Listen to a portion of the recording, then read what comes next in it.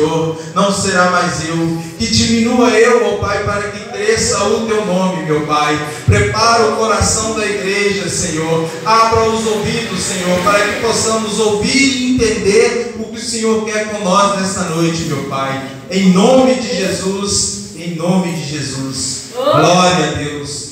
Podemos assentar, amém? Aleluia.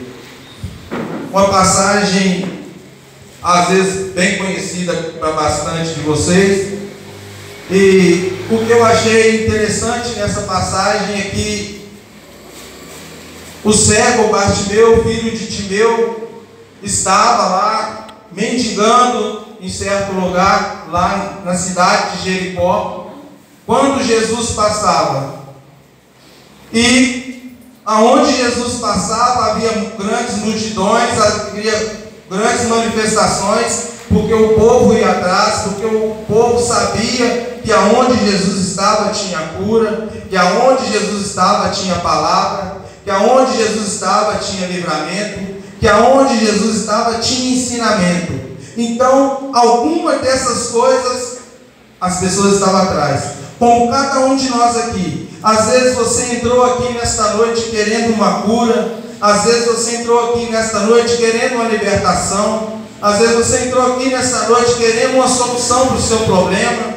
Às vezes você entrou aqui cego espiritualmente, não enxergando mais o que acontece na sua vida, o que se passa a um palmo da sua frente. Porque muitas das vezes nós estamos cegos espiritualmente, surdos espiritualmente, e às vezes nós não conseguimos perceber as coisas que se passam ao nosso redor. E é neste momento que Satanás ele usa para colocar as armadilhas dele sobre nós. Mas como aqui nesta palavra, nessa passagem dessa noite, Jesus está passando. Ele está passando nessa igreja, desde a hora que eu cheguei, do início do culto. Aleluia, Jesus, glória a Deus. Desde a hora que eu cheguei na oração da entrada, Ele está passando. Ele está passando. Mas aí o que aconteceu nessa palavra? O que me atentou aqui? O cego Bartimeu, ele ouviu aquela movimentação e perguntou: o que está acontecendo? É Jesus? É Jesus? Alguém falou com ele: sim, é Jesus que está passando. Aí o que ele pôde fazer? Ele não via, ele não sabia, ele só via a movimentação, só sentia a movimentação, os murmúrios do povo. Ele começou a gritar: Jesus, Jesus, filho de Davi, socorre-me, tende compaixão de mim.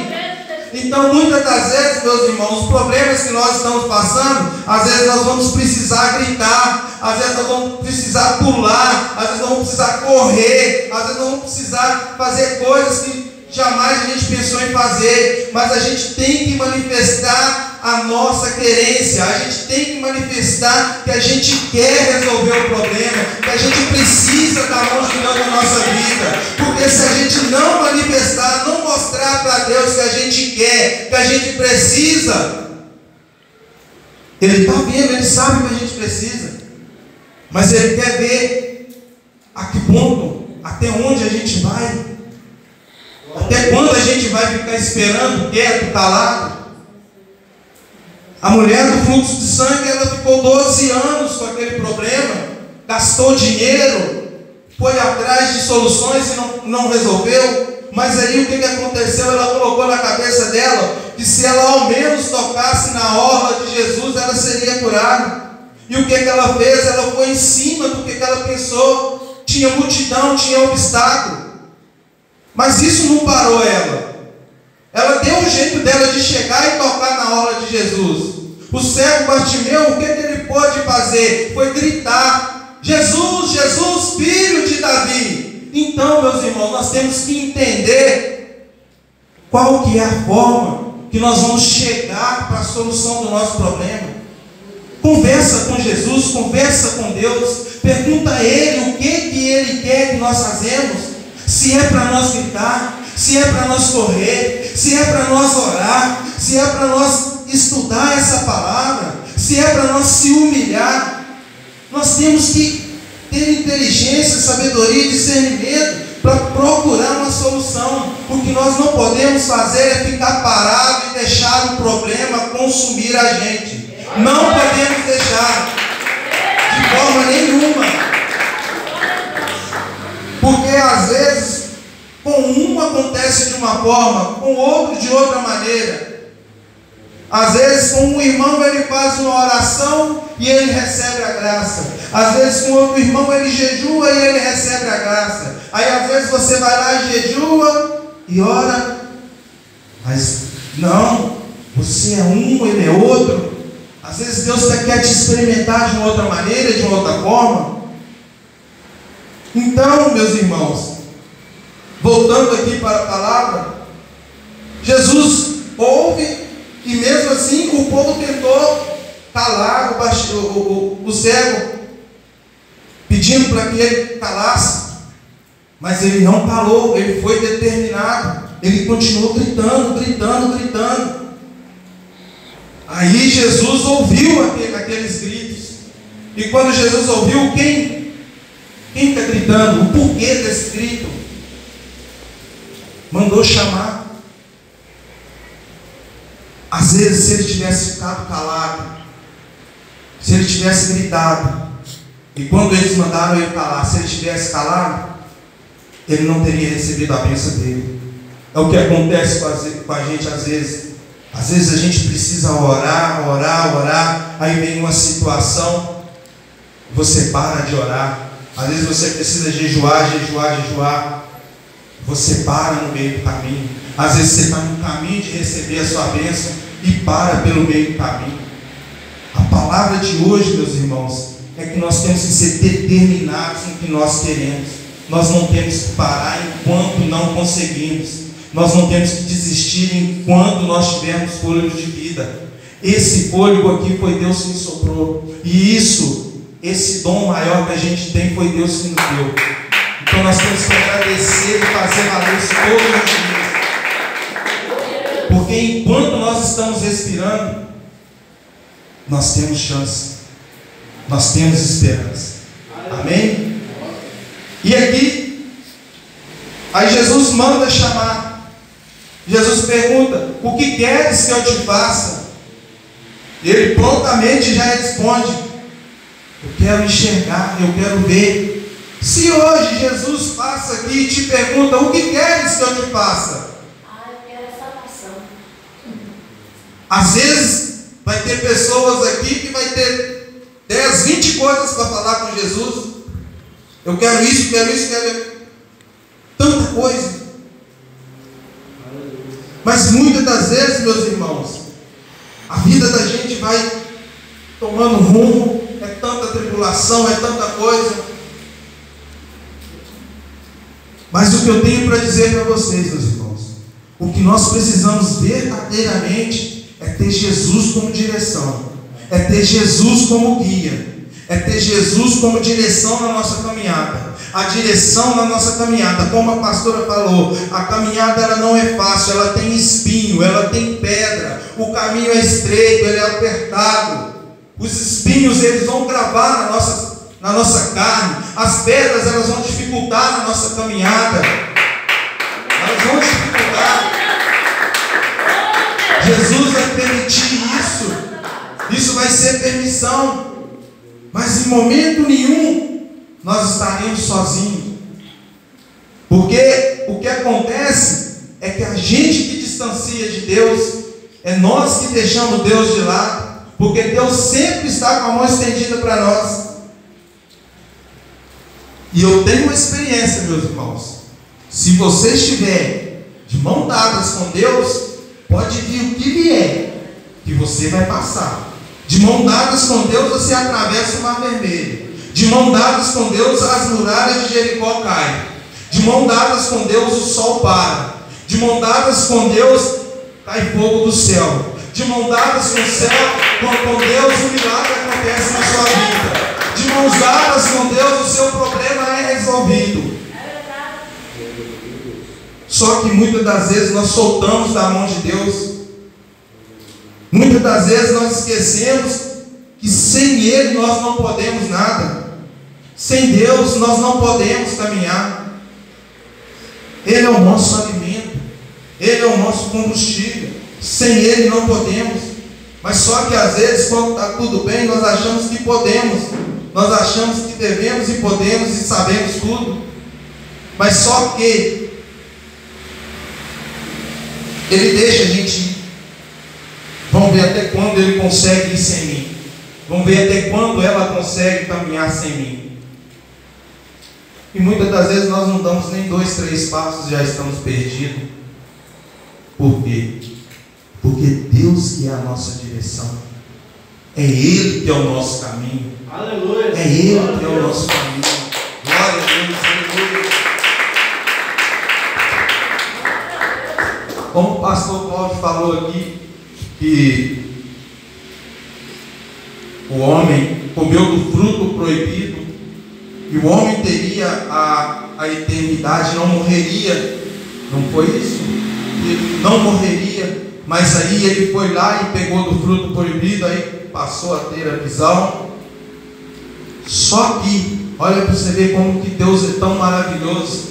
Mesmo depois de feito tudo para nós, de ter criado o mundo, de ter dado vários benefícios para nós, aí o homem vai lá e faz isso, desobedece. Mas mesmo assim, ainda depois disso tudo, Ele ainda manda Jesus para nós, para resgatar aquela eternidade que o homem não morreria. Ele ainda manda Jesus, mas agora de uma forma diferente. É a vida eterna. É a vida eterna depois dessa carne aqui desfalecer. Mas para isso nós temos que caminhar aqui na terra. Nós temos que conquistar isso aqui dia a dia, com chuva, com sol, com dificuldade, sem dificuldade. Quer ver uma prova? Às vezes você vai falar, ele é louco, ele está bem perturbado porque falar uma coisa dessa. Você quer ver a mão de Deus na sua vida? Na hora das suas maiores tribulações, na hora das suas maiores dificuldades. Nessa hora você sente Deus na sua vida, porque aí você sente, porque você está sensível, você está vendo as dificuldades.